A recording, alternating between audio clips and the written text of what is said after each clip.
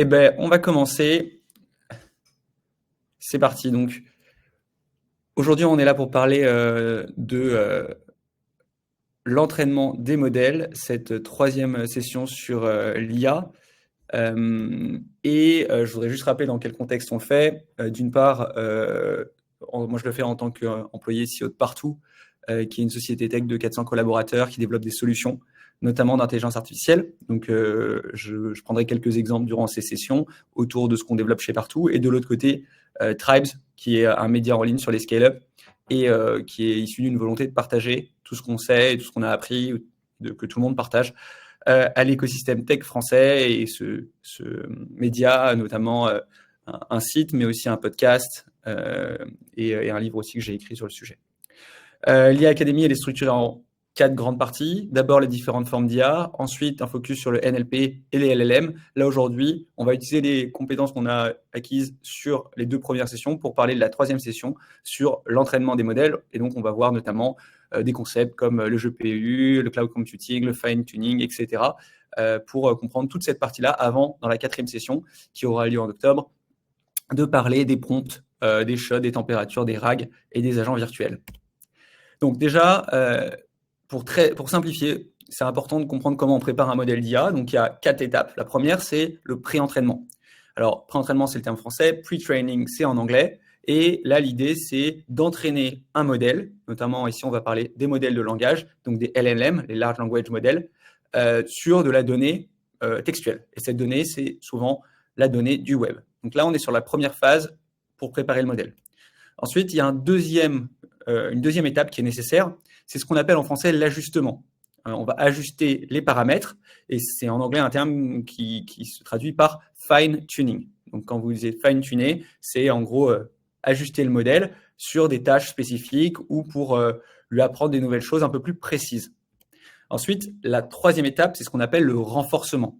On a vu dans la première session différentes formes d'apprentissage. On a vu notamment l'apprentissage supervisé, l'apprentissage non supervisé, et il y a aussi un apprentissage qu'on appelle l'apprentissage par renforcement. Cet apprentissage, c'est ce qui est utilisé notamment pour les voitures autonomes, mais aussi pour les grands modèles de langage. Et donc là, l'idée, c'est d'aligner le modèle avec les préférences humaines, ce qu'on appelle en anglais le RLHF, le Reinforcement Learning Through Human Feedback, qu'on traitera aussi dans cette session.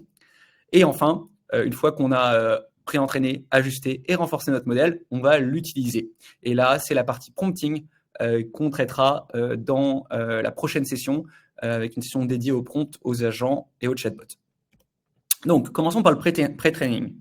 Donc, le pré-entraînement, on avait vu la dernière session l'image des enfants. Et donc, comment apprennent les enfants et comment apprennent aussi les animaux, les êtres vivants. En fait, ce qu'ils font, c'est qu'ils s'appuient sur des exemples pour faire leurs propres choses, les propres choses qu'ils souhaitent faire pour apprendre. Donc, c'est le mode d'entraînement et d'apprentissage fonctionne un peu la même chose pour un LLM. Donc, ici, l'enfant va écouter des discussions. C'est la phase d'apprentissage. Donc, il va commencer à comprendre les choses. Puis ensuite, il va apprendre à parler, d'abord en répétant ce qu'on lui a dit, puis en faisant ses propres phrases. Donc, on est vraiment sur une logique d'écoute pour apprendre, pour ensuite parler. Et en fait, cette image, c'est exactement celle qui est utilisée pour les modèles LLM qui apprennent. Un modèle LLM, je rappelle juste ce que c'est, donc c'est les noms que vous pouvez voir ici. Il y a GPT-4, Mistral Large, Gemini, Llama, etc. Et ensuite, vous avez les laboratoires à gauche, qui sont les sociétés, et tout à gauche, vous avez les investisseurs. Et à droite, tout à droite, vous avez les applications. Donc, quand on parle de LLM, on parle par exemple du LLM GPT-4 ou du LLM Mistral Large ou Claude. Donc, c'est ça un LLM. Ces LLM, ils sont entraînés, comme on l'a dit, sur du texte, sauf que l'endroit où il y a le plus de texte, c'est Internet. Donc, ils vont être entraînés sur Reddit, sur Wikipédia, sur les sites web, et ils vont être entraînés sur l'équivalent de 100 000 ans de lecture. Si vous vouliez ingérer ce qu'ingère un modèle LLM, il faudrait lire pendant 100 000 ans. Et c'est comme ça, sur ce texte, que le LLM va comprendre des concepts, comprendre des structures grammaticales, apprendre à parler différentes langues, etc. C'est en avalant toute cette donnée. Donc, comment ça se passe? Vous avez ce qu'on appelle de l'unstructured data, donc c'est du texte, des tonnes de textes, qui sont sur Internet. Et en fait, on va en sélectionner qu'une toute petite partie, environ 1 à 3% des tokens. Donc, le texte qu'on va sélectionner, c'est celui qui va permettre d'entraîner l'intelligence artificielle. Une fois qu'on a fait ça, on le met dans le modèle. Et là, on utilise des GPU. On va voir ce que c'est des GPU. On l'a déjà vu dans la première session. Les GPU, c'est en gros des microprocesseurs, mais des cartes graphiques qui sont plus puissantes puisqu'elles peuvent faire des calculs en parallèle et non pas séquentiels. Ça, on l'avait vu dans la première session. On avait opposé notamment les microprocesseurs d'Intel aux GPU de NVIDIA en expliquant la différence. Une fois que j'ai ça, ces GPU qui vont traiter mon texte, dans la deuxième session, on a vu le concept de token, donc the teacher teach the student, le concept de token ID et le concept de vecteur. Ça va permettre d'affiner les numéros que vous voyez du côté vecteur. Et en fait, le pre-training va faire travailler les mots pour que le modèle comprenne chaque mot et puisse apprendre à parler. Et donc, c'est ce schéma qui explique comment on entraîne un modèle. On avait vu, et je vous le rappelle, un mot comme le mot professeur est associé à un token, qui est le token 879, et qui est associé à un vecteur, qui est en gros un ensemble de chiffres qui correspondent à des poids du vecteur. Et ça, on l'avait vu, si vous voulez vous intéresser à cette partie-là, vous pouvez vous référer à la deuxième session de webinaire. Et à la fin, on a une représentation des mots. Donc ça, c'est vraiment ce qu'on avait vu la dernière fois, et c'est pour vous le rappeler. Maintenant, vous entendez plein de termes, et moi j'entendais plein de termes autour des performances d'un modèle, notamment les termes de puissance de calcul, de taille de modèle, de taille de dataset. C'était très flou pour moi et donc j'ai essayé de regarder des vidéos pour comprendre vraiment de manière très simple comment on peut calculer la performance d'un modèle. La performance d'un modèle, elle se calcule sur 3 concepts. La puissance de calcul, la taille du modèle et la taille du dataset. Et on va regarder les 3 un par un. Le premier sujet, c'est la puissance de calcul. Alors la puissance de calcul, c'est la puissance de traitement. Donc ça se calcule en pétaflops. Donc si vous entendez ça, c'est péta pour quadrillion, c'est des milliards de milliards, et les flops, c'est les floating point operations par seconde. Ça, c'est en gros le nombre d'opérations que le modèle peut effectuer par seconde. Et pour faire ça, on utilise des cartes graphiques, des GPU. Donc comme les H1, si vous avez déjà entendu le terme de H1, qui est un type de GPU très puissant, qui est utilisé par NVIDIA, qui est vendu par NVIDIA. Donc en haut à droite, vous avez à quoi ressemble un produit de NVIDIA. Donc ça, c'est la puissance de calcul. Elle s'achète auprès de sociétés qui développent des cartes graphiques. Le deuxième point, on l'a dit, c'est la taille du modèle. Alors la taille du modèle, ça se calcule en milliards de paramètres ajustables. Donc un paramètre, c'est une connexion entre les neurones. Donc en deep learning, vous l'avez vu dans la première session, dans le deep learning, il y a des relations entre les couches de neurones. Ces relations entre ces couches de neurones, ça s'appelle des poids, et ces poids sont des paramètres qui peuvent être ajustés. Et ça va permettre de mieux comprendre. Donc, plus il y a de paramètres, plus je peux comprendre des relations complexes entre les choses. Je rappelle juste ce que c'est le deep learning. Le deep learning, c'est une entrée et une sortie avec des couches de neurones, et ces couches de neurones sont censées reproduire la structure du cerveau. Donc on rentre des chiffres en entrée, on les fait passer par des couches de neurones et ça fait un neurone de sortie et ça permet de comprendre des relations complexes. Et c'est ces connexions entre ces neurones qui sont appelées des paramètres. Maintenant, la taille du modèle va dépendre du nombre de paramètres, et je vous ai pris 3 exemples pour que vous puissiez comprendre la différence entre le nombre de paramètres et les capabilities, c'est-à-dire ce que le modèle est capable de faire. Si j'ai 1 milliard de paramètres, je peux comprendre le monde de manière basique et donc par exemple faire du sentiment analysis. Sentiment analysis, c'est comprendre si un avis est positif ou négatif. Donc ça, c'est le niveau, disons, 1 milliard de paramètres. Si maintenant je mets 10 milliards de paramètres, là, j'ai une meilleure compréhension du monde, une capacité à suivre des instructions. Fais ci, fais ça. Et là, c'est vraiment un chatbot de commande de repas.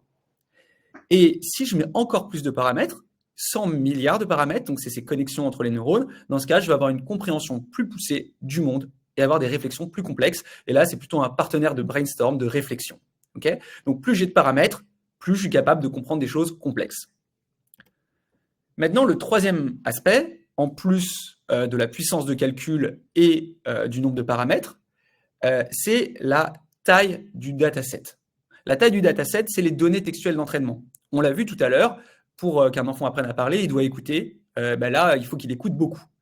C'est pareil pour un modèle, il faut lui donner des articles, des livres, des forums, notamment Reddit, la presse, Wikipédia. Et cette taille de dataset, elle se mesure en nombre de mots.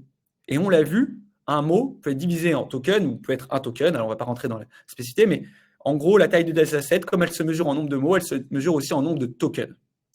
Et donc, on va voir qu'un dataset peut avoir plus ou moins de tokens en fonction de sa taille, de combien il y a de texte. Et il se mesure aussi en capacité de stockage, qui est la deuxième manière de mesurer un dataset, qu'on peut mesurer en terabytes ou gigabytes. Et donc, c'est important de savoir que, par exemple, GPT-3 est entraîné sur plusieurs terabytes de données textuelles. Prenons des exemples pour que ça soit encore plus clair. Le laboratoire, c'est OpenAI. Le modèle, c'est GPT-4. Et la taille en terabytes du dataset, c'est 40 terabytes. Et le nombre de tokens associés, c'est 20 milliards. Okay, ça, c'est la taille du dataset. DeepMind, qui est une société détenue par Google, ben, ils ont créé un modèle qui s'appelle Massive Text, qui fait 20 terabytes, 4 milliards. Et vous avez Google, qui a développé Palm 2, 13 terabytes, 3,6 milliards de tokens. Maintenant, il y a un point qui est bloquant aujourd'hui dans le développement des LLM, c'est la taille de données du dataset d'entraînement. C'est-à-dire combien j'ai de texte pour entraîner. C'est-à-dire que ce qui bloque, c'est pas forcément. Alors, vous avez bien sûr la richesse de la société. Donc, typiquement, est-ce que je suis capable d'acheter beaucoup de GPU, mais le nombre de paramètres, c'est pas forcément le truc le plus bloquant. Mais par contre, les données d'entraînement, c'est un point bloquant. Il faut beaucoup de données d'entraînement pour essayer de comprendre des choses complexes. Et ce qui est intéressant, et ça, c'est la loi de Chinchilla, c'est le lien optimal entre le nombre de tokens et le nombre de paramètres. Donc, le nombre de tokens étant la taille du dataset, ben, c'est un peu le point bloquant. Et ici, vous avez une loi qui dit qu'il y a un optimal, c'est-à-dire que plus vous rajoutez de paramètres, plus il faudrait rajouter de tokens. Et donc, le lien que vous voyez entre la colonne paramètres et la colonne à droite token, on voit que ben, l'optimal token est beaucoup plus élevé que le actual token. Et donc, qu'est-ce que ça veut dire? Ben, ça veut dire qu'on n'a pas assez de données d'entraînement pour améliorer la puissance. Donc, le point bloquant, c'est la donnée d'entraînement. Donc, ça, c'est des sujets un peu plus techniques et des sujets de recherche en ce moment pour essayer d'améliorer la performance des modèles. Je rappelle donc juste, la performance des modèles, elle se joue sur les GPU, donc la puissance, la taille du dataset et le nombre de paramètres. C'était les 3 points qu'on a vus dans cette introduction. Maintenant, comment on choisit ces modèles et son cloud? Alors ça, c'est un autre sujet qui est assez intéressant. Donc, il y a un terme que je voudrais prendre déjà, c'est le concept de foundation model. En gros, on utilise des foundation models, c'est-à-dire des modèles fondation, et on va prendre ce modèle et on va l'acheter typiquement ça peut être BERT ou GPT, donc GPT-4, et on va l'utiliser pour le fine-tuner, c'est-à-dire l'adapter à une application particulière. On va voir comment on fine-tune un modèle. Et ce concept de foundation model, vous allez l'entendre de plus en plus, et vous avez des foundation models en NLP, comme BERT ou GPT, et des foundation models en computer vision. On l'a vu dans la première session. Computer vision, c'est la capacité d'un algorithme à voir et à comprendre des images ou à en générer. Et là, vous avez ResNet, VGG, YOLO et d'autres. Comment choisir son foundation model? Généralement, on va essayer de faire un trade-off, c'est-à-dire en gros essayer d'adapter à la fois le coût et la capacité. Si vous voulez une image simple, ça ne sert à rien de tuer une mouche avec un bazooka. C'est efficace, mais ce n'est pas efficient. Donc, parfois, ça ne sert à rien de prendre un énorme modèle qui coûte très cher pour faire du sentiment analysis. Donc, on va essayer de regarder 2 choses. Est-ce que le modèle est assez rapide et peu coûteux versus est-ce qu'il produit les résultats attendus avec une bonne qualité? Alors là, vous avez beaucoup de choses pour mesurer la qualité attendue versus ce qui est produit. Ça, on ne va pas rentrer, j'ai un peu sauté toute cette partie-là. Si vous vous intéressez à ce sujet-là, c'est pour en gros mesurer est-ce que le modèle répond aux besoins. Vous pouvez trouver pas mal de vidéos sur YouTube. Pour regarder, il y a plein de paramètres. Alors là, ce n'est pas le même terme de paramètres que ce qu'on voyait précédemment, mais pour voir si un modèle est adapté, il faut regarder sa vitesse, ses coûts, est-ce qu'il répond, est-ce qu'il est exact, est-ce qu'il est reliable, c'est-à-dire est-ce qu'il est fiable, donc est-ce qu'il explique ses résultats, est-ce qu'il est aligné, des choses comme ça, est-ce qu'il est facile d'utilisation, est-ce qu'il est spécialisé, est-ce qu'il est intégré, et aussi 2 questions. Est-ce que vous voyez bien les slides? Normalement, vous voyez bien les slides. Et les 2 autres questions, c'est à la fois est-ce qu'il est téléchargeable sur vos serveurs, Donc là, c'est on-cloud versus on-premise. Et l'autre sujet, c'est est-ce qu'il est open source. Donc, sur cette slide, vous avez un peu une matrice pour bien comprendre si vous devez choisir tel ou tel modèle. Donc ça, c'est des points importants. Mais en fait, ce qui est intéressant dans une entreprise, vous avez une approche généralement multimodèle, puisque vous avez besoin de différents modèles pour différentes applications. Vous n'allez pas utiliser, comme on l'a vu, un bazooka pour tuer une mouche à chaque fois. Donc, vous allez vraiment essayer de travailler. Vous n'allez pas juste avoir un modèle pour tout faire. Et ça, c'est important. L'approche multimodèle, elle est de plus en plus forte. Il y a aussi une autre tendance, c'est les petits modèles. Vous avez déjà entendu sans doute les problématiques qu'on rencontre en termes de consommation d'énergie et potentiellement donc d'impact écologique, mais il y a aussi la capacité d'un modèle à être sur un téléphone sans avoir besoin d'être sur le cloud, donc s'il est sur votre portable. Donc le point important, c'est que l'entraînement de GPT-3, ça consomme l'énergie qui correspond à la consommation annuelle d'électricité de 1000 foyers. Donc ça, c'est la partie entraînement. Et après, il y a la partie usage. Et ça, une journée de ChatGPT dans le monde, c'est environ la consommation annuelle de 30 000 foyers. Donc on voit bien que cette consommation énergétique, elle est problématique. Et la consommation d'énergie d'un modèle est liée au nombre de paramètres. On l'a vu tout à l'heure, 3 aspects de performance, la taille du dataset, le nombre de paramètres et les GPU. Donc, clairement, le nombre de paramètres a un impact. GPT-4 a 1760 milliards de paramètres. Mais en fait, il y a des modèles qui ont de très bons résultats avec beaucoup moins de paramètres. Et donc, la question qui se pose, c'est est-ce que le nombre de paramètres est adapté à l'usage que je veux en faire? Et il y a une tendance, notamment côté Apple et côté Mistral, à vouloir développer des plus petits modèles LLM. Typiquement, on a 2 avantages quand on a un modèle plus petit. Le premier, c'est qu'il est moins cher, puisqu'il consomme moins d'énergie. Et le deuxième, c'est qu'il peut fonctionner hors ligne, sans être hébergé dans le cloud. Typiquement Ferret, donc Ferret, c'est un petit animal, c'est le modèle développé par Apple, et lui, il peut tourner sur iPhone, et ça veut dire qu'il n'utilise que 10 milliards de paramètres, à comparer à GPT-4, pour rappel, qui était à plus de 1700 paramètres. Ensuite, vous avez Mixtral AI, qui n'a que 39 milliards de paramètres, ce qui est aussi petit, et c'est des plus petits modèles, et ça, c'est intéressant de voir la dynamique, qui n'est pas forcément d'avoir des très gros modèles avec beaucoup de paramètres, mais d'essayer de réfléchir à comment j'optimise avec moins de paramètres. Comment on optimise un modèle pour avoir moins de paramètres? Alors ça, pareil, c'est un sujet que je n'aurai pas le temps de creuser, mais il faut imaginer que les LLM, quand ils tournent, ils consomment du cloud. Le cloud, c'est en gros, vous connaissez sans doute le cloud, c'est le nuage, c'est les serveurs dans le ciel, plutôt dans les serveurs dans des énormes hangars, et ça coûte des centaines de milliards de dollars par an. Et donc, l'optimisation des modèles, il passe notamment par un terme que vous pouvez retenir qui s'appelle le pruning. Le pruning, c'est de réduire le nombre de paramètres pour avoir les mêmes résultats. Donc, on va essayer de diminuer le nombre de paramètres, ce qui permet de diminuer la consommation d'énergie, mais de maintenir la même qualité. Par exemple, si vous n'avez pas besoin de savoir jouer au jeu de Go si vous êtes le chatbot de partout et que vous répondez à des clients sur Internet. En fait, on va essayer de diminuer les capacités de l'IA tout en répondant à la problématique.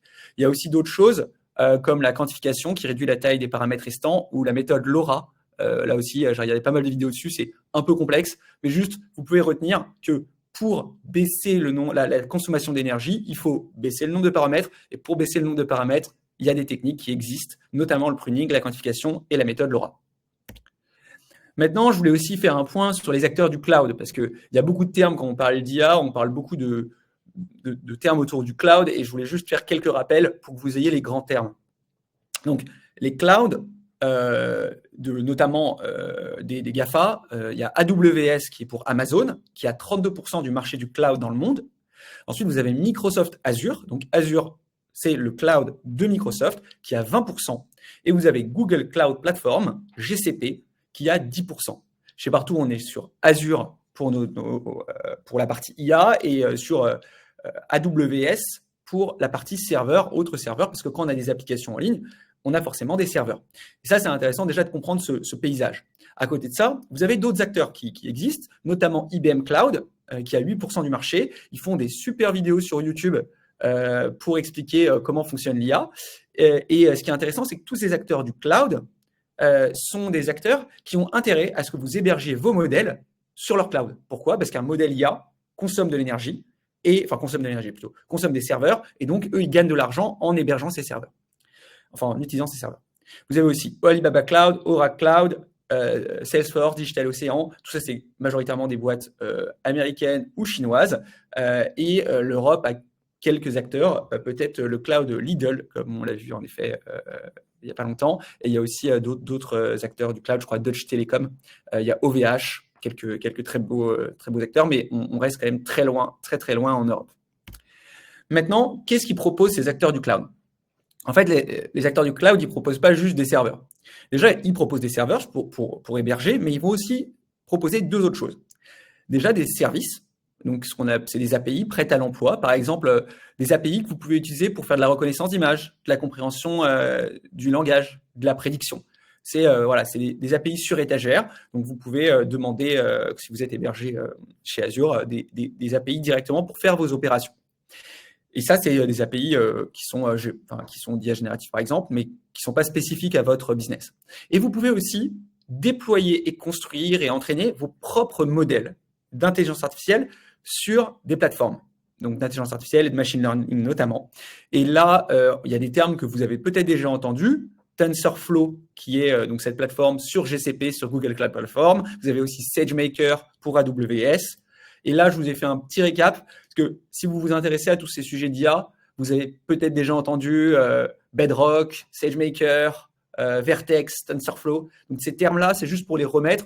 Vous n'avez pas forcément, si vous vous intéressez un petit peu au secteur, vous avez peut-être besoin de juste les avoir entendus et de savoir qu'en fait, c'est des écosystèmes associés aux acteurs de cloud qui peuvent être soit des API, donc des services, soit des plateformes sur lesquelles vous pouvez déployer et entraîner vos propres modèles. Voilà, là, on a passé toute la partie cloud, c'est une initiation. Après, vous pouvez toujours vous renseigner sur Internet ou demander à ChatGPT de vous aider un peu sur ces sujets. On va passer à la deuxième partie qui est le fine-tuning. Le fine-tuning, on a vu que c'était l'ajustement. Donc, pour rappel, on a fait la phase de pré-training. Donc, là, on a typiquement des modèles fondation. Puis ensuite, on a la partie fine-tuning qui consiste à ajuster le modèle fondation pour des applications spécifiques. Alors, je vais juste rappeler quelques termes. Le premier terme qui est important à rappeler, c'est le prompt. Donc, un prompt, c'est un texte qui explique à l'IA ce qu'elle doit produire en sortie du modèle. Ça peut par exemple être une question ou une instruction. Donc, la question, c'est qui est le président de la France, ou une instruction, c'est dis-moi si cet avis est positif, etc. Donc, le terme de prompt, c'est ça. Alors, je pense que la majorité des gens qui sont connectés savent ce que c'est un prompt, mais c'est important de rappeler vraiment les bases. Et de rappeler aussi un concept qui est très important, c'est le couple prompt-complétion. Donc, le couple prompt-complétion, on va le voir notamment dans la 4e session, parce que ça va être la base pour comprendre comment on prompte. Un prompt à gauche, ça peut être une question, une instruction, une demande. Ça envoie ça au LLM, qui va faire une inférence. L'inférence, c'est la conclusion logique suite au prompt. Et ce qu'on obtient en sortie, ça s'appelle une complétion. Et la complétion, c'est la réponse générée par le LLM au prompt et dans le contexte donné. Le contexte donné, c'est ce qu'on appelle la context window. Je ne sais pas si vous avez déjà entendu ce terme. La context window, c'est toutes les questions précédentes et le contexte du prompt. Donc, si vous voyez ce schéma, vous avez la context window qui est l'ensemble des informations qu'il a pour donner du contexte, notamment vos questions précédentes, s'il y a de la mémoire, et le prompt qui est juste l'instruction, et ça va donner une complétion. Et le couple, on va l'appeler prompt-complétion. Et je vais réutiliser à chaque fois les mêmes couleurs aussi, pour ceux qui sont aussi visuels. Donc, un modèle pré-train peut répondre à des questions comme qui est le président de la France, parce qu'il le sait, parce qu'il a lu beaucoup de textes. Mais le problème, c'est qu'en lisant beaucoup de textes, il n'est pas capable de comprendre les instructions. Par exemple, il ne sait pas comment on résume un texte. Il ne sait pas comment on traduit un texte. Il ne sait pas comment on améliore un texte. Donc, il n'est pas capable de répondre aux questions, mais un modèle juste pré-entraîné, c'est-à-dire un peu, il sort du four, il n'est pas capable de comprendre des instructions précises.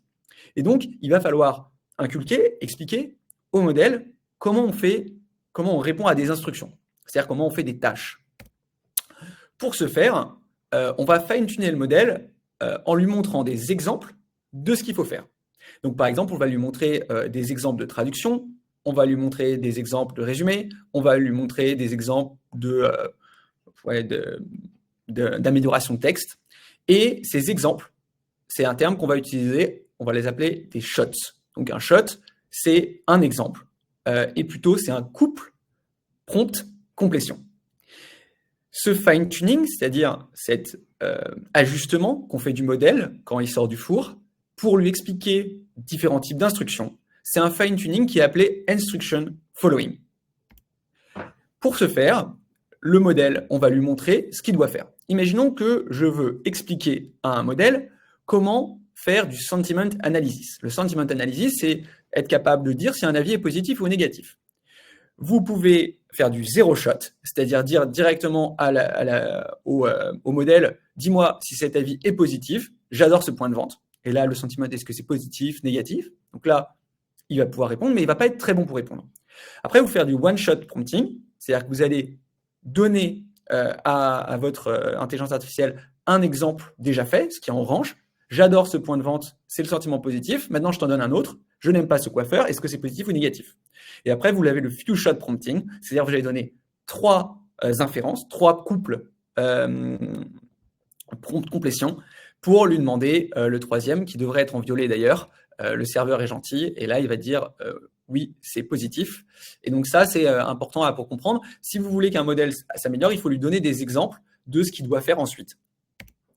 Donc, comment ça fonctionne? Un fine-tuned LLM versus un pre-trained LLM. Ben, un pre-train, il va être amélioré sur plein de données, notamment, on l'a vu, toute la partie tokenisation et vectorisation. Et ensuite, on va lui donner des exemples spécifiques de tâches avec des couples prompt-complétion. Et ça va donner ce qu'on appelle un fine-tune LLM qui va être capable de comprendre des instructions. Okay, ça, c'est hyper important parce que ces instructions, elles peuvent être différentes dans une entreprise ou dans une autre. Typiquement, si je veux faire des feedbacks à quelqu'un, et je veux un LLM qui est capable de me générer des feedbacks en fonction de ce que je lui ai dit, je vais lui proposer plein de feedbacks mal faits que je vais lui faire transformer et que je vais transformer en feedback bien fait. Et après, il va être capable de faire cette transformation. Il y a aussi un autre type de fine-tuning qui est hyper important, c'est le fine-tuning sur des datasets spécifiques. Donc, on l'a vu, le dataset, c'est la donnée sur laquelle est entraîné le modèle. Et en fait, ce dont on se rend compte, c'est que dans certains secteurs, par exemple la santé, la finance ou le légal, les datasets, c'est-à-dire les textes, ont des trucs très spécifiques. C'est-à-dire ont des spécificités de langage, des codes, des manières de parler. Un terme, dans un contexte de vie normale, n'a pas forcément le même terme qu'en finance. Et donc, ce qu'on va faire, c'est qu'on va prendre des tonnes de données financières ou des tonnes de données de santé et on va entraîner le modèle que sur cette partie santé. Donc là, un modèle va être capable de comprendre ce que veut dire PTC/0, SOB, DO, PE, RRA. Et parce qu'en fait, ça, c'est du langage spécifique au secteur de la santé. Pour la finance, c'est counterparties engaged in OTC derivatives, transactions, etc. Donc ça, c'est vraiment du texte qui est spécifique à la finance. Et pareil pour le légal, en fait, les termes aussi sont spécifiques. Donc, on peut prendre un foundation model qui a été entraîné sur l'entièreté du web pour comprendre les mots. Et ensuite, qu'est-ce qu'on va faire? On va le fine-tuner, c'est-à-dire l'adapter, l'ajuster aux spécificités d'un secteur pour qu'il soit meilleur dans ce secteur. Par exemple, Bloomberg a créé son propre LLM en fine-tunant un LLM existant et en l'adaptant à ses propres données. Voilà. Si vous avez des questions sur cette partie fine-tuning, n'hésitez pas à les poser, on y répondra à la fin. Donc, maintenant, on a vu la partie pré-training, on a vu la partie fine-tuning, on va passer au RLHF. Donc, le RLHF, c'est le renforcement du modèle pour garantir des réponses acceptables. Déjà, qu'est-ce que ça veut dire, des réponses acceptables? Le premier truc qu'on peut faire, c'est tester un peu des modèles, et vous avez peut-être vu sur DALL-E. Si je demande « donne-moi la photo d'un CEO qui signe un contrat », ça va souvent, voire très très souvent, être un homme. Et maintenant, si je lui demande « donne-moi la photo d'un parent qui s'occupe de son enfant », ça va souvent être une femme. On pourrait dire que ça, c'est des images qui sont biaisées et qu'on veut apprendre au LLM à être moins biaisé et donc à proposer des choses plus variées. Et en fait, il y a plein de biais dans la société, on va en parler en fin de présentation, qui sont amplifiés par les LLM et pourraient être amplifiés par les LLM. Il y a un deuxième problème qui est lié au risque. Donc, il y a un modèle qui s'appelle, il y a un framework qui s'appelle le HHH, et on va le voir ensemble. Le premier H, c'est est-ce que la réponse est helpful? Donc, si je fais un prompt et que je dis comment survivre dans un désert, et que le LLM me dit c'est impossible, est-ce que ça aide? Non. Donc, c'est pas top, on ne veut pas qu'il réponde ça. comment survivre dans le désert? Si le LLM me dit c'est impossible, on va essayer de dire ça c'est nul et le taguer en fait dans cette étape de RLHF. Et ça, c'est des humains qui vont le faire, parce que, c'était au départ des humains, maintenant il y a des techniques qui le font automatiquement, mais le RLHF, c'est dire bien, pas bien, on va le voir pour des couples prompt complétion. Le deuxième H du triptyque HHH, c'est honest. C'est-à-dire, est-ce que la réponse est honnête et correspond à la réalité? Et donc là, si je pose la question, est-ce que tousser peut empêcher un AVC? Le LLM, s'il répond oui, c'est imparable, là, on a un problème, puisque c'est pas honnête, et donc c'est une mauvaise réponse. Et donc là aussi, il ne faut pas que le modèle réponde ça. Et le troisième H, c'est harmless. Est-ce que la réponse ne va pas causer du tort à la société, etc. Donc si je pose comment tuer mon voisin comme question, le LLM m'explique comment tuer mon voisin, ça, c'est pas harmless. Donc ça va pas potentiellement causer du tort. Et donc, ce qu'on va essayer de faire, c'est d'adapter les réponses des LLM pour que ce qui soit helpful, honest et harmless. Maintenant, comment on fait ça? En fait, on va prendre un Unstruct Fine-Tune LLM et on va utiliser du RLHF pour créer un Human Align LLM. Donc, un modèle qui est aligné avec les valeurs humaines. Pour ce faire, en fait, on va collecter des feedbacks humains. Donc, ça, c'était à un moment. Maintenant, il y a des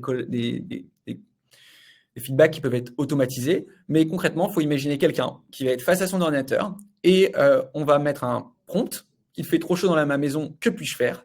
Et on va lui proposer 3 réponses et il va choisir celle qui correspond le mieux à ce qu'on lui a dit comme instruction et à ce qu'il pense être mieux. Donc, il fait trop chaud dans ma maison, que puis-je faire? Premier, c'est il n'y a rien à faire. Là, c'est pas helpful. Donc, en fait, il n'y a rien à faire, c'est pas top. Le deuxième, c'est tu peux installer de l'air conditionné. Et le troisième, ça va être il ne fait pas trop chaud. Donc, je vais contredire ce qui se dit.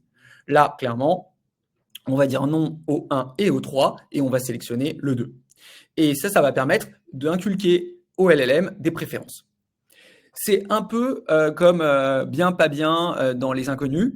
En fait, on va lui dire ça c'est bien, ça c'est pas bien. Et le modèle va essayer de maximiser une fonction qu'on appelle une fonction de récompense. Enfin, on va essayer de lui donner des préférences, un modèle de préférence. Vous avez le schéma un peu à droite. Donc, on lui envoie plein d'infos et on va essayer de choisir ce qui est bien et ce qui est pas bien. Ça va faire des boucles. Et au bout d'un moment, il aura compris que il ne faut pas expliquer à quelqu'un comment tuer son voisin, par exemple. Maintenant, l'alignement des modèles par rapport aux valeurs humaines, c'est un modèle qui est un modèle de recherche très, très actif en ce moment. Vous avez un peu l'image de Terminator, etc. Le problème, moi j'ai demandé à ChatGPT, c'est que même avec le RLHF, il est difficile de garantir que le modèle ne produira jamais de réponse indésirable ou incorrecte. Donc la formation et l'évaluation continue d'être des domaines actifs de recherche, puisqu'on va le poser régulièrement. Un exemple qui est très connu, c'est TAY, donc TAY, c'est une IA qui a été lancée en 2016. Et en 24 heures, il y a eu plus de 23 000 personnes qui ont suivi TAY. Je ne sais pas s'il y en a qui ont déjà entendu parler de cette IA. Le problème, c'est qu'en 24 heures, il y a des gens qui ont réussi à la pousser à dire des abominations, notamment ici, là, qu'elle ne croyait pas que l'Holocauste avait existé. Enfin bref, on a vraiment des problématiques de qu'est-ce que l'IA peut dire. Et donc, le sujet de cet ajustement est vraiment au cœur des problématiques sociétales actuelles. Et donc, c'est un sujet qui est très regardé. En fait, il y a une problématique qui est double. Parce que oui, il faut inculquer des valeurs au LLM, mais quelles doivent être ces valeurs? En fait, le problème, c'est que Internet est biaisé de base, notamment il est misogyne ou homophobe, et les laboratoires comme OpenAI vont essayer d'éviter que le LLM soit raciste. Sauf que pour ce faire, ils vont demander à des gens humains d'annoter des choses en fonction de doctrines, c'est-à-dire en fonction d'une vision du monde. Et ces annotateurs, ils sont américains dans la majorité des cas. Par ailleurs, les annotateurs, ils ont une identité, des personnalités, des préférences humaines qui vont faire qu'ils vont choisir A plutôt que B ou C plutôt que D. Et leur identité à ces annotateurs, elle est totalement confidentielle. En gros, c'est des gens comme vous et moi et ils vont coder les préférences qui vont ensuite être utilisées par des millions et des milliards de personnes. Et en fait, ils vont potentiellement encoder, c'est-à-dire intégrer à l'intelligence artificielle des préférences. Par exemple, ils vont dire la démocratie, c'est mieux que l'oligarchie. Et en soi, d'un point de vue très voilà, macro, on pourrait se dire que ça pourrait être débat. Et d'ailleurs, tous les choix, les valeurs pourraient être sujettes à débat. Les valeurs, la vision de la démocratie en Chine n'est pas la même qu'en Russie, n'est pas la même qu'aux États-Unis.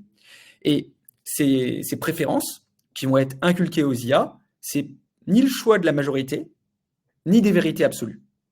Et ça, c'est un danger réel, parce que quand on va demander à un LLM de nous écrire un mail, de résumer un livre, de traduire un texte, ben, ces LLM, ils vont être des porteurs de biais inconscients qui ont été annotés par ces annotateurs via le RLHF. Et donc, ça, on va propager des doctrines. Et donc, ça, c'est vraiment un sujet qui est plus métaphysique de qu'est-ce qui est bien, qu'est-ce qui est mal, qu'est-ce que devrait penser un LLM, puisque tout le monde va s'intéresser à ce sujet-là. Et vous pouvez vous dire, non, mais c'est pas grave, j'ai juste traduit un texte, mais peut-être que le mot va être changé dans un sens et qui va produire quelque chose. Quand vous posez des questions sur est-ce que, je sais pas, le régime chinois est un bon régime, qu'est-ce que va répondre le LLM? Et là, il y a des gros sujets. Est-ce qu'on doit inverser les biais? Donc, je vous parlais tout à l'heure du biais de dire c'est le CEO est un homme et la personne qui s'occupe des enfants est la femme. Mais Google a essayé complètement d'inverser. Et là, vous avez un exemple de donne-moi une image d'un pape. Et en fait, le LM va proposer une femme dans la majorité, enfin dans 50% des cas. Ou alors, donne-moi une image de, je sais pas, d'un nazi et ils vont montrer des gens chinois. Et en fait, il y a vraiment des sujets de quelle est la limite? Est-ce qu'on doit complètement inverser les biais? Et là, je vous ai mis, alors c'est sans doute les slides les plus controversés de cette présentation qui était plutôt factuelle, c'est que doivent penser les LLM? Est-ce qu'ils doivent refléter la diversité des opinions, même des visions comme les femmes ne devraient pas travailler? Est-ce qu'un LLM aurait le droit de dire ça parce que des gens humains l'ont dit? Est-ce qu'il doit refléter la réalité? C'est-à-dire, par exemple, le fait qu'aujourd'hui, 4% des femmes occupent les postes de direction du CAC 40 et donc montrer des hommes quand on dit que c'est un CEO? Ou est-ce qu'il doit refléter une aspiration, c'est-à-dire on veut que 50% des médecins soient des femmes ou des hommes? Et donc cette question, c'est une question autour de la liberté d'expression, mais aussi une question sur les valeurs humaines. Est-ce qu'il y a des droits de l'homme et ce genre de questions qui sont assez métaphysiques, qui ne sont pas vraiment le sujet de cette présentation, mais qui étaient, je pense, importantes à partager. Et pour vous donner un exemple un peu français et que vous puissiez comprendre de manière très concrète comment ça peut se traduire, j'ai demandé à Gemini une recette de foie gras et sa réponse m'a dit qu'en fait, il ne pouvait pas me donner une recette de foie gras parce que ce n'était pas éthique. Et donc là, on a ce débat. Est-ce que, en tant que Français, si on demande est-ce que le foie gras est un produit non éthique? Pour les États-Unis, oui, c'est pas éthique, mais pour les Français, peut-être que ce n'est pas gênant. Maintenant, on va parler dans ce dernier chapitre de la partie de la régulation. En fait, c'est juste pour clôturer cette partie un peu plus sociétale. Donc, il y a toute une tendance autour de l'IA responsable avec 5 grandes idées. La première, c'est l'équité. Donc, est-ce qu'il n'y a pas trop de biais? Donc, c'est ce qu'on évoquait avec les histoires de CEO hommes-femmes. Est-ce que l'IA est transparente? C'est-à-dire que on comprend comment elle fonctionne et elle marche. Et on peut expliquer les résultats. Le troisième point, c'est la confidentialité, c'est-à-dire est-ce qu'on protège les données des utilisateurs? Le quatrième point, c'est la sécurité, est-ce que c'est protégé contre les cyberattaques? Et enfin, c'est est-ce que cette IA est utilisée à des fins éthiques, par exemple, pas pour tuer son voisin? Là, ça ouvre plein de questions sur l'IA éthique. Par exemple, en ce moment, il y a de plus en plus de programmes, et là, on est vraiment très avancé, notamment en Chine, sur de la reconnaissance faciale. Alors, ça fait un peu Minority Report, et on peut se poser pas mal de questions sur ce sujet-là. Et donc là, l'IA serait utilisée à des fins non éthiques, en l'occurrence. Donc, l'Europe est assez en avance sur ces sujets-là. Ils ne sont pas en avance sur l'IA, mais ils sont en avance sur la régulation. Enfin, on n'est pas en avance sur l'IA, mais on est en avance sur la régulation de l'IA. Donc, en décembre 2023, il y a eu des normes éthiques et de sécurité. Donc, il y a vraiment une opposition entre la sécurité et l'innovation, puisque, entre deux visions en fait du monde, très libérale d'un côté, plutôt régulation de l'autre. Et ils essayent de travailler sur un marché unique aussi, qui est un énorme enjeu, puisque les États-Unis, c'est plutôt un marché unique, la Chine aussi. L'Europe, c'est pas du tout un marché unique, en tout cas, pas dans les faits. Et ils essayent de casser un peu cette fragmentation pour permettre aux acteurs d'opérer au niveau de toute l'Europe et aussi de collaborer avec les États-Unis. Donc ça, c'est un acte fondamental autour de la régulation de l'IA. Il y a aussi un autre modèle qui s'appelle l'AI Foundation Model Transformation, je crois, Act, et c'était fin décembre. Et en fait, cet acte force les laboratoires à divulguer les données d'entraînement qui sont protégées, qui ont protégées par des droits d'auteur et qui ont permis l'entraînement des modèles. Donc ça va permettre de mieux comprendre sur quoi les modèles sont entraînés. Parce qu'il y a de plus en plus de problématiques de se dire sur quoi est-ce qu'ils sont entraînés, par exemple, sur nos visages dans la rue. Ça, c'est typiquement interdit en Europe. On n'a pas le droit non plus d'écouter nos conversations ou de lire nos messages sur WhatsApp. Après, je ne sais pas si vous avez vu les récentes les annonces qui ont été faites. Il y a quand même de grandes chances qu'on soit quand même écouté. Une dernière question, c'est la propriété intellectuelle. En fait, ce qui est très difficile, c'est que pour établir une violation des droits d'auteur pour des œuvres qui auraient contribué à nourrir une IA, par exemple, si je génère une musique des Beatles et que je me suis entraîné sur les musiques des Beatles, on peut dire que ça a été reproduit. C'est-à-dire, on peut faire un lien entre l'œuvre qui a été générée par IA et les chansons des Beatles. Mais en fait, dans la majorité des cas, notamment pour la photo ou pour d'autres choses, on va avoir un problème parce que on va dire fais-moi une chanson, mais ça va être entraîné sur des milliers de chansons différentes. Et donc, on ne pourra pas établir un lien. Et donc, on ne pourra pas dire que c'est de la violation des droits d'auteur. Donc là, on a vraiment une problématique très forte sur la propriété intellectuelle. YouTube essaie de se battre contre ça. Il demande le retrait notamment des vidéos qui reprennent la voix ou le visage d'une personne identifiable. Donc typiquement, il y a des gens qui utilisent les voix du président de la République ou d'autres personnalités et de faire des musiques à partir d'IA ou de choses comme ça. Et ça, on va demander aux contributeurs de flaguer ce genre de contenu parce que ça ne correspond pas du tout à ce que YouTube veut. Après, ça va être indiqué, ça ne va pas forcément être supprimé. Il y a plein de questions qui sont soulevées par ça. C'est comment prouver que les œuvres ont permis de nourrir et d'entraîner une IA? Faut-il agir contre la personne qui exploite l'œuvre ou contre la plateforme IA? En gros, est-ce qu'il faut s'attaquer à la personne qui a généré la photo d'Emmanuel Macron ou il faut s'attaquer à OpenAI? Parce qu'OpenAI, c'est l'outil et ce n'est pas la manière dont on l'utilise. Et ensuite, il y a aussi une question de juridiction. Puisqu'on est sur une problématique mondiale, il peut y avoir des gens en France qui utilisent des foundation models américains pour copier des œuvres, chinoises. Et donc là, on utilise quelle juridiction? Donc c'est vraiment un sujet très complexe. Et il y a aussi la question des conditions générales d'utilisation de ces modèles qui n'est pas forcément très très claire. Une autre problématique que vous avez peut-être déjà entendue, c'est le terme de Shadow AI. Le Shadow AI, c'est l'utilisation par des employés de l'intelligence artificielle sans que leurs employeurs soient au courant. Il faut savoir que 90% des employés aux US utilisent l'IA au travail, principalement pour copier des textes, pour traduire, etc. Et cette utilisation, elle est faite sans surveillance. Donc, typiquement, je peux faire traduire un document hyper confidentiel sur ChatGPT et potentiellement, si c'est sur d'autres modèles, ça peut servir à entraîner des données ou à divulguer des informations confidentielles. Et donc, dans les entreprises, il y a un vrai sujet autour du Shadow AI, c'est-à-dire de cette utilisation par les employés de l'IA sans que l'employeur soit au courant.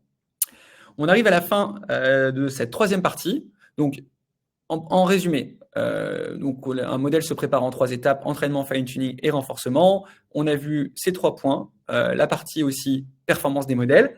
Et je vais juste vous demander un peu d'aide.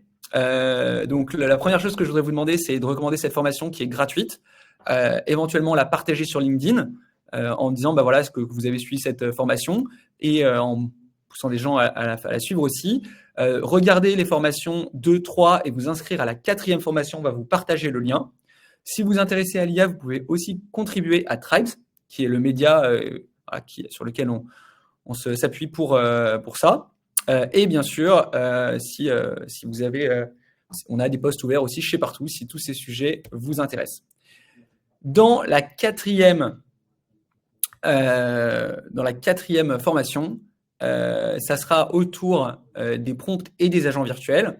Et là, l'idée, c'est de regarder à la fois des sujets comme la température, le RAG, les GPT, pour former et échanger sur ces sujets-là. On arrive donc, je pense, à la fin. On va prendre les questions. Ouais, j'ai plus de slides. Là, vous avez le QR code si vous voulez vous inscrire. Et vous avez le lien en bas à gauche. Et je vais prendre chacune des questions maintenant. Vous pouvez poser les questions. Tac. Et je voulais juste aussi remercier Livestorm qui nous a offert les 4 webinars. Donc, je ne sais pas si vous connaissez Livestorm, mais c'est un super outil qui permet de faire des webinars. On est client chez Partout et comme là, il y avait pas mal d'inscrits, gentiment, ils nous l'ont offert. Donc, je vous le recommande. C'est un outil au top. Donc là, vous êtes 130 à le suivre, donc potentiellement 130 clients pour Livestorm. Alors, pour les questions, je ne sais pas si... Par contre, alors, il y a pas mal de questions, enfin, il n'y a pas beaucoup de questions, pardon. Il y a est-ce que Audi est responsable de l'utilisation violente dans ses véhicules et est-ce que Partout recrute? Donc, sur la première question, c'est est-ce que Audi, franchement, j'ai aucune idée. Donc, est-ce que Audi est responsable de l'utilisation violente de ses véhicules? Je pense qu'il faut la demander directement à ChatGPT. Et pour l'autre question, qui est est-ce que Partout recrute? Oui, Partout recrute. Est-ce que vous avez d'autres questions? Ou est-ce qu'on est bon pour... Voilà. Inscrivez-vous pour la dernière partie. On va aborder plus des sujets autour notamment des chatbots, etc. Et on prendra pas mal d'exemples autour de Partout pour vous expliquer ce qu'on fait. Ça, je pense, ça sera une session aussi assez intéressante qui permettra de clôturer ces 4 sessions. Donc, on compte sur vous pour être nombreux à vous inscrire. Et le replay sera disponible assez rapidement. En fait, on va le publier, je pense, dans la journée ou demain. On vous enverra un mail avec ce replay que vous pouvez partager en interne ou en externe sur LinkedIn. Bonne journée à tous. Merci 1000 fois.